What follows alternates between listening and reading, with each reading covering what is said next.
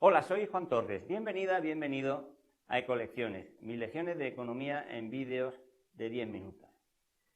¿Cómo se explica la existencia del desempleo desde las corrientes de pensamiento económico crítico o heterodoxo?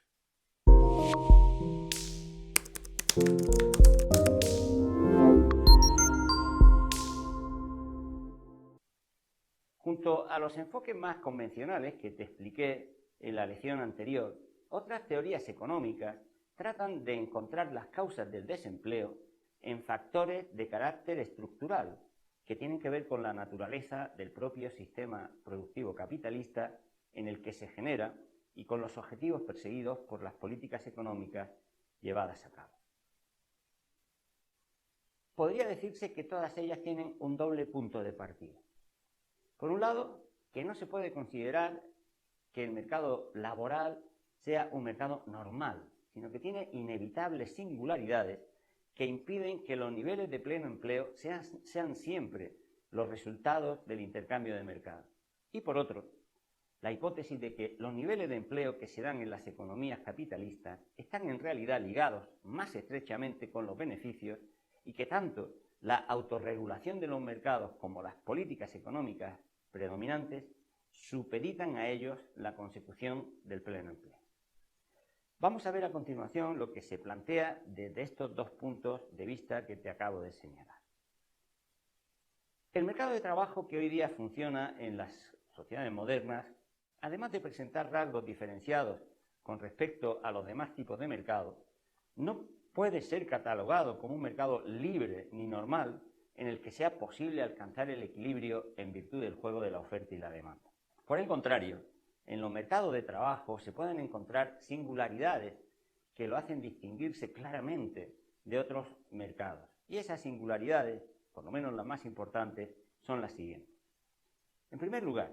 la existencia de salarios administrados y la ausencia, como te digo, de libre competencia. Las sucesivas reivindicaciones de las clases trabajadoras han conseguido que los gobiernos desempeñen un papel destacado, muy destacado, en la fijación de las condiciones de contratación del trabajo, hasta el punto de que los salarios y sueldos suelen ser administrados y no el resultado del libre juego de la oferta y la demanda. Además, se han establecido condiciones de obligada asunción por los empleadores a la hora de contratar, seguros sociales, jornada de trabajo, higiene, medidas de seguridad, que modifican los costes inherentes al uso del factor trabajo y que influyen en su comportamiento. Los sindicatos y las organizaciones patronales, guste o no,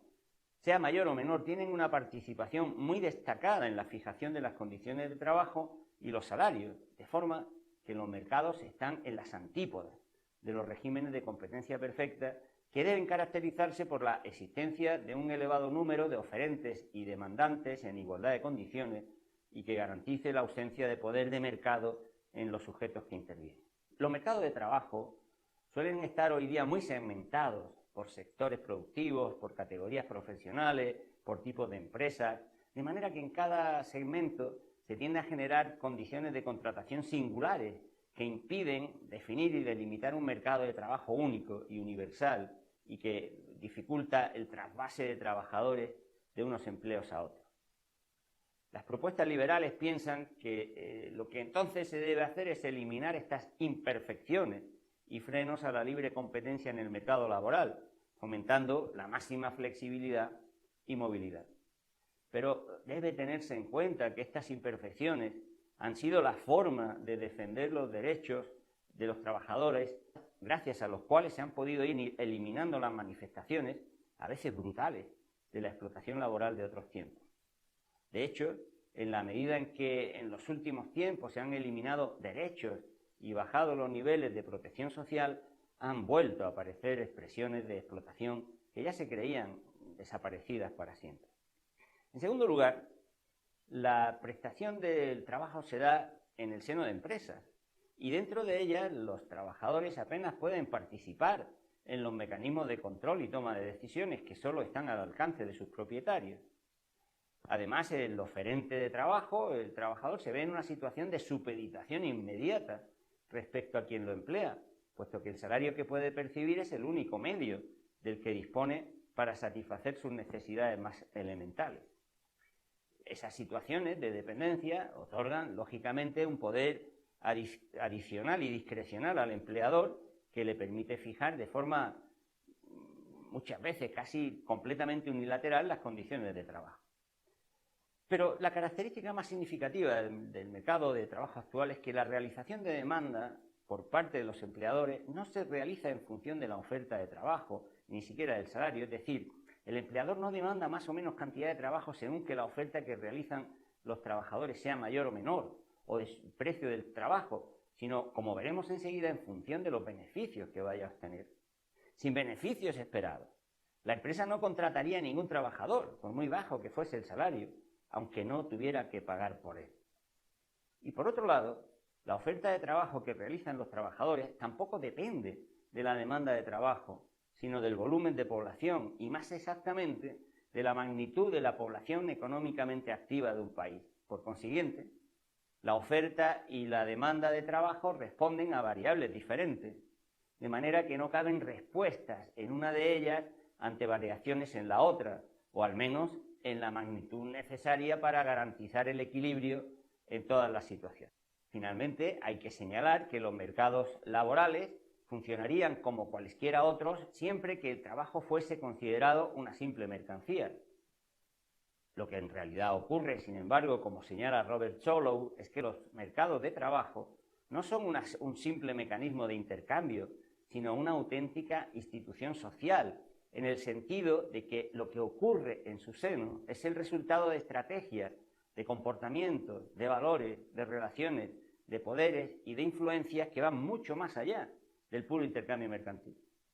Reducir el trabajo a una simple mercancía cuyo precio se fija exactamente igual que el de los tornillos o el de las nueces, permite formalizar modelos teóricos que confirman la validez de los supuestos de la competencia perfecta y que además son perfectamente, extraordinariamente útiles para justificar políticas orientadas a reducir el salario y a eliminar la protección que las leyes prestan a los trabajadores como la parte más débil frente a los empresarios.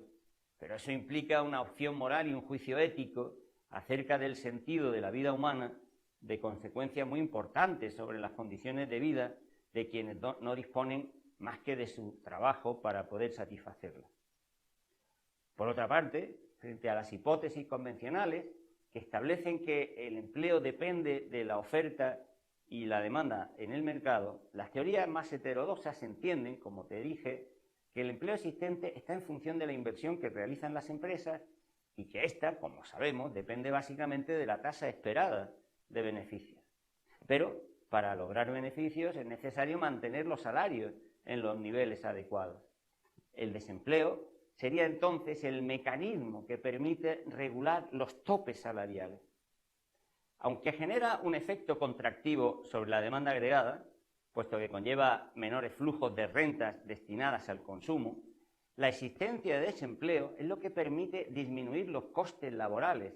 y aumentar el esfuerzo exigido al factor trabajo. Cuanto mayor es el paro, el desempleo, y más frenos existen a la presión salarial, más beneficio habrá, y viceversa. Si el desempleo es reducido y existe una alta utilización de la capacidad productiva, los trabajadores tendrán mayor capacidad de negociación y la mayor producción solo se podrá realizar con costes más elevados. El aumento de la demanda de trabajo fortalecerá las posiciones negociadoras de los trabajadores, elevando salarios. Precisamente por todo esto, Kalecki, un economista polaco, advertía hace ya años que no puede esperarse que el pleno empleo se consolide como una situación permanente en las economías capitalistas. Venía a decir este economista que con el pleno empleo el despido deja de tener su papel o de desempeñar su papel como medida disciplinaria, porque con él la posición social del jefe se minaría y la seguridad en sí misma y la conciencia de la clase trabajadora aumentarían. Decía él, es cierto que las ganancias serían mucho mayores bajo un régimen de pleno empleo, pero los dirigentes empresariales apreciarán mucho más la disciplina en las fábricas y la estabilidad política que los beneficios. Y por eso, desde estas perspectivas o posiciones críticas, se considera que efectivamente el desempleo no solamente tiene causas, sino que tiene también propósitos, el del mantener los beneficios en las economías capitalistas. Chao.